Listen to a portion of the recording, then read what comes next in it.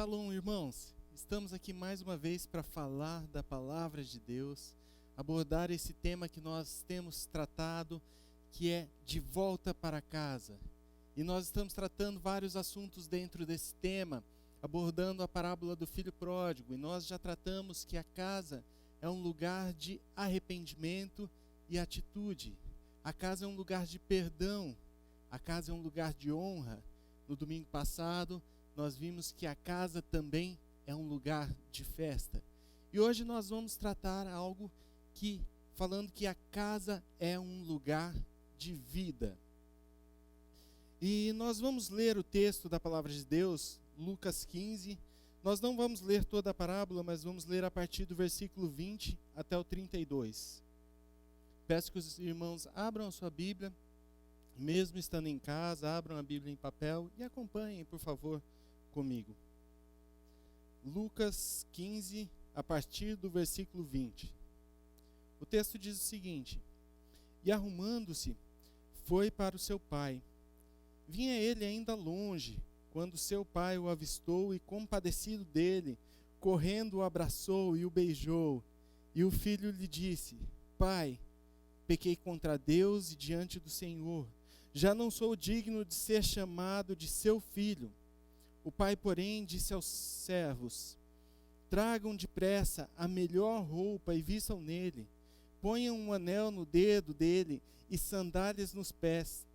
Tragam e matem o bezerro gordo. Vamos comer e festejar. Porque este meu filho estava morto e reviveu. Estava perdido e foi achado. E começaram a festejar. Ora, o filho mais velho estava no campo quando voltava, e ao aproximar-se da casa, ouviu a música e as danças. Chamou um dos empregados e perguntou o que era aquilo. Ele informou: o seu irmão voltou, e por tê-lo recuperado com saúde, o seu pai mandou matar o bezerro gordo. O filho mais velho se indignou e não queria entrar. Saindo, porém, o pai procurava convencê-lo a entrar. Mas ele respondeu ao seu pai: Faz tantos anos que sirvo o Senhor e nunca transgredi um mandamento seu. Mas o Senhor nunca me deu um cabrito sequer para fazer uma festa com os amigos. Mas quando veio esse seu filho, que sumiu com os bens do Senhor, gastando tudo com prostitutas, o Senhor mandou matar o bezerro gordo para ele. Então o pai respondeu: Meu filho, você está sempre comigo, tudo o que eu tenho é seu. Mas era preciso festejar e alegrar-se, porque este seu irmão estava morto e reviveu, estava perdido e foi achado. Vamos orar ao Senhor? Senhor nosso Deus, nós te pedimos que o Senhor me use agora para transmitir a tua palavra com fidelidade, que eu possa falar com clareza, para que chegue aos ouvidos e ao entendimento das pessoas, mas que o teu Santo Espírito toque os corações e traga mudança e traga restauração de vida nos lares e nas famílias da nossa igreja e nas famílias que estão acompanhando este culto. É isso que eu te peço, em nome do Senhor Jesus. Amém. Falar que nós estamos vivendo, que a casa é um lugar de vida, chega a ser estranho nesses momentos que nós estamos passando. Um momento em que a morte tem nos assombrado. Os noticiários são assustadores. No Brasil já passamos de 20 mil mortes. E apesar de estudos e informações que nós temos, nós não sabemos como o vírus irá reagir ou como o nosso corpo irá reagir ao vírus. E os especialistas estão falando que o ideal é se prevenir, é cuidar para não se contaminar. Mesmo não sendo da zona de risco, o ideal é não se contaminar. E por conta dessa doença, o Covid-19, nós mudamos toda a nossa rotina, os nossos hábitos, a forma de cumprimentar. Agora as máscaras fazem parte da nossa vestimenta. As mulheres já estão usando máscaras para combinarem com as suas roupas, uma para cada ocasião. O álcool gel é um elemento fundamental para a nossa vida. Os cuidados que nós temos ao entrar em locais e medição de febre, todas essas coisas. Tudo está sendo feito em prol de prevenção do coronavírus. Mas, para evitar contrair o vírus, a melhor maneira indicada pelos órgãos de saúde é que fiquemos em casa, porque a casa é um lugar de preservação da vida. E lógico que eu não quero ser insensível à situação financeira que muitos de nós temos passado. Nós precisamos trazer o sustento para a nossa casa e muitos não têm a opção de ficar em casa. Muitos têm que sair, colocar a sua saúde em risco, porque precisam trabalhar para trazer comida para casa. E nós sabemos que a casa não é simplesmente as quatro paredes. E quando eu falo de a casa ser um lugar de vida, eu não quero limitar a estrutura da nossa casa, mas quero trazer que o nosso lar, a nossa família, a nossa casa é um lugar de vida. O filho pródigo chegou a entender isso, mas para ele entender, ele precisou sofrer muito. Após gastar todo o seu dinheiro irresponsavelmente, ele olha para a sua situação e trabalhando, cuidando de porcos e invejando a comida que aqueles porcos estavam comendo, ele olha e fala: eu vou voltar para minha casa. Eu sei que eu não sou digno de ser chamado filho, de ser tratado como filho, mas os servos do meu pai, eles comem melhor do que eu. Eu vou voltar porque eu quero, pelo menos, ser tratado como um servo no meu lar. Então, ele se levanta, elabora um discurso de perdão e vai para a sua casa. Seu pai, o avistando de longe, já sai correndo e o recebe como filho. Mesmo não sendo isso que ele esperava, ele é recebido em seu lar como filho, porque a casa é um lugar onde há vida. E quando nós falamos de vida, não estamos falando apenas de biologia. Existem dois termos para tratar vida na Bíblia. Um deles é o bios, que vem da ideia de vida biológica, do nosso corpo, da nossa saúde. Mas há um outro termo que é zoe. E esse termo, ele indica sim a vida biológica, mas ele também fala da vida nos relacionamentos. Ele também fala da nossa vida espiritual, da dignidade do ser humano. Então, o termo que é usado na palavra de Deus aqui, quando ele fala que o filho estava morto e reviveu, é este termo zoe, a vida que vai além da biologia, que vai além daquilo que é orgânico. E a nossa casa é um lugar onde deve haver vida novamente, assim como houve vida novamente no relacionamento entre filho e pai, que o abraça ali nessa parábola. Porque Jesus está contando essa parábola para confrontar a atitude dos fariseus em relação aos publicanos que seguiam a Jesus. Para os fariseus, eles consideravam os publicanos especialmente impuros. Por isso que eles são colocados como publicanos e pecadores. Pessoas que andavam juntos e tinham o mesmo estilo de vida pecaminosa. Mas estes homens eram homens que estavam acompanhando a Jesus, acompanhando o ministério de Jesus. E os fariseus ficam tão revoltados com essa atitude de Jesus de acolher esses publicanos, que os fariseus nem chamam a Jesus pelo seu nome, ou de mestre, ou de rabi, como ele era conhecido por muitos que andavam com Jesus.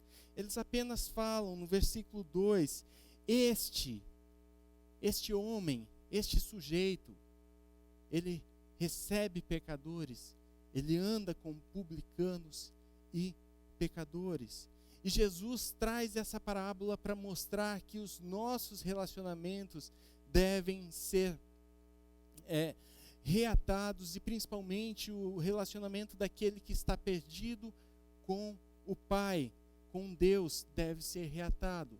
E nós, apesar de não ser uma parábola que trata especialmente sobre família, nos moldes que nós conhecemos, ela é uma parábola que trata sobre relacionamentos.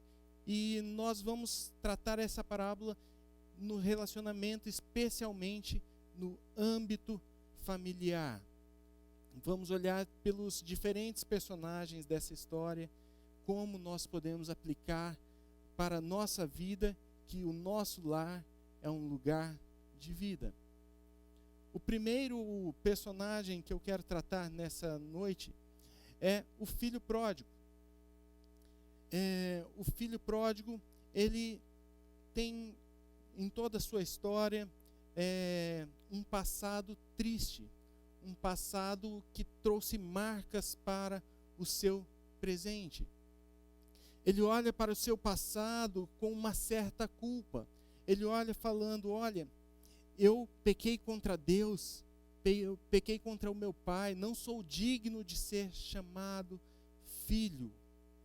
Eu deixei tudo para gastar a minha herança, pedi herança para o meu pai, abandonei a minha família, abandonei tudo, gastei dinheiro sem pensar irresponsavelmente, e tudo isso que ele fez trouxe marcas para a sua vida, trouxe culpa. Eu sou indigno de voltar para meu pai.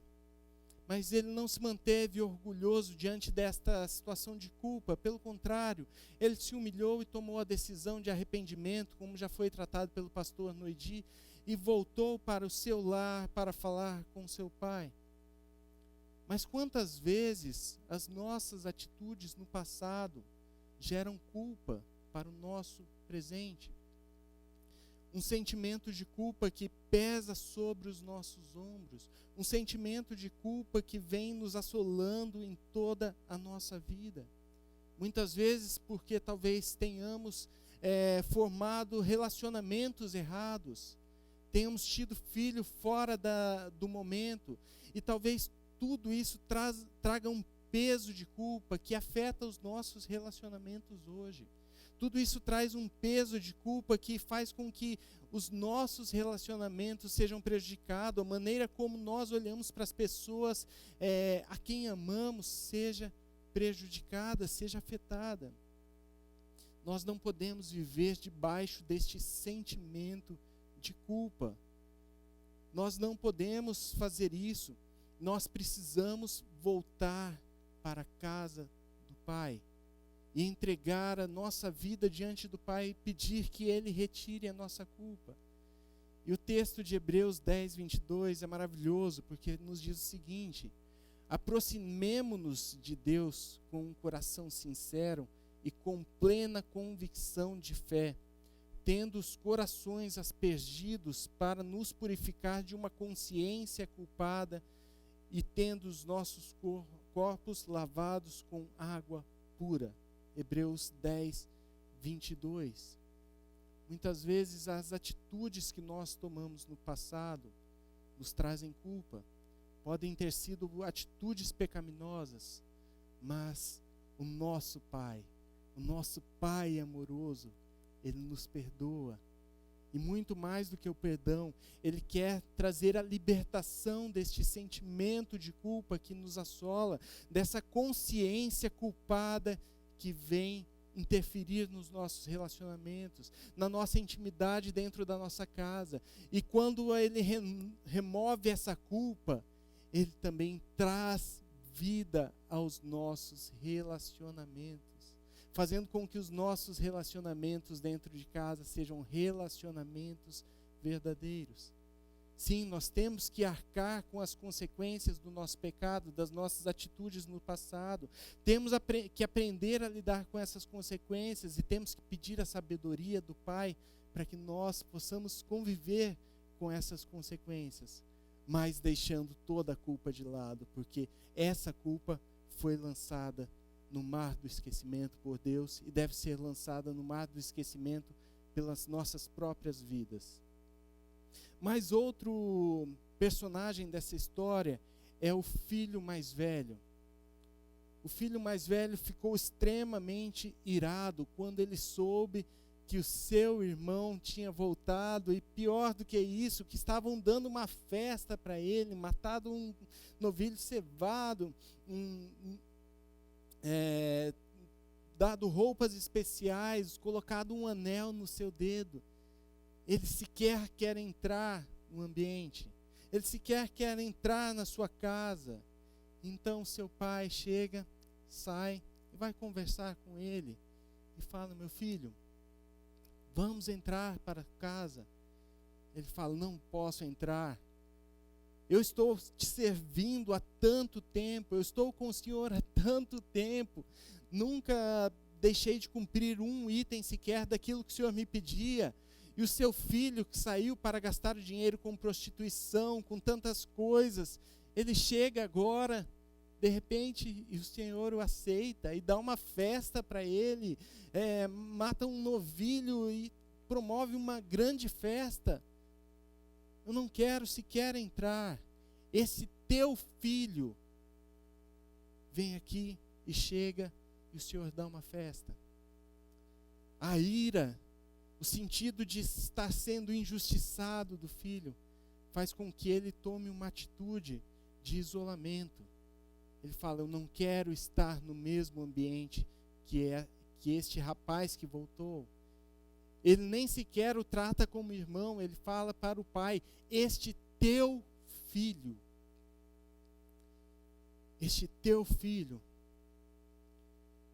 Irmãos, nós estamos vivendo um momento muito difícil em que estamos isolados dentro das nossas casas.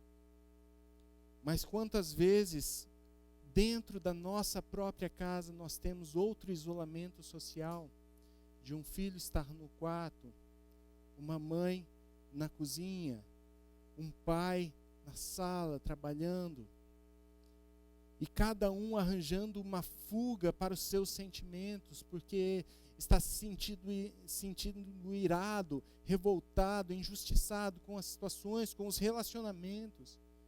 Muitas vezes feridas que foram causadas há tempos e agora estão aflorando nos nossos relacionamentos familiares.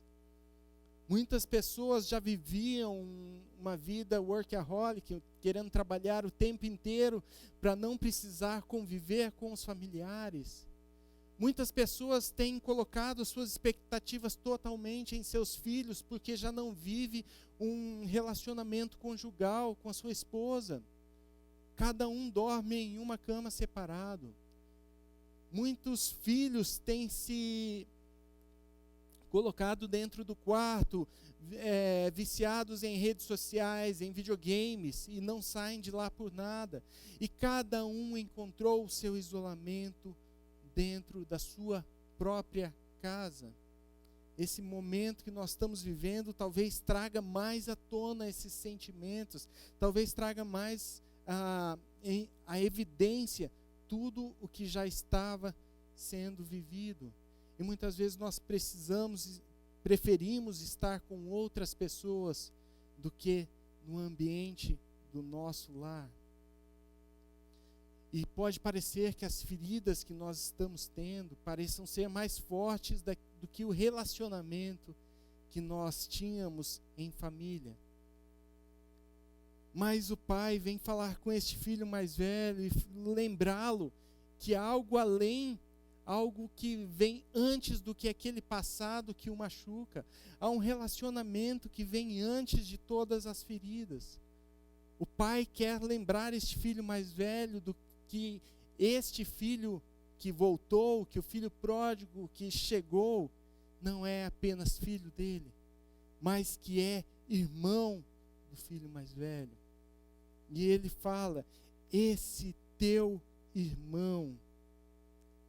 Mas ele também quer lembrar que muito mais do que um servo que serviu todo este tempo, este filho mais velho é um filho. E ele chama carinhosamente meu filho. O pai quer nos lembrar que antes das feridas causadas, antes das feridas que marcaram os nossos corações, que houve um relacionamento, que houve um momento, um sentimento, um compromisso que nos uniu como casal, que houve um momento em que nós carregamos os nossos filhos no colo, trazendo todo o carinho, provendo tudo aquilo que eles necessitavam. Que para os filhos houve um momento em que o que hoje se tornou uma independência total, antigamente era uma dependência total do seu pai, dos seus pais, precisando deles para tudo. O Pai quer nos lembrar que há um Deus, que é um Pai amoroso, que quer que haja vida em nosso relacionamento familiar. Ele tanto quer que haja vida em nossos relacionamentos, que Ele deu o seu Filho por nós, e o Filho veio para que tenhamos vida, e vida em abundância. Abundância em nossos relacionamentos, em nossa intimidade familiar. Este filho, ele veio e ele esteve morto, assim como o filho pródigo. Morreu por 3 dias, mas ele reviveu. Mas ele levou consigo a nossa culpa, a nossa ira, aquele sentimento que podia travar os nossos relacionamentos, aquele sentimento que podia prejudicar o nosso relacionamento familiar, para que haja novamente uma união, para que haja novamente vida em nossa casa, para que haja novamente vida em nossos relacionamentos.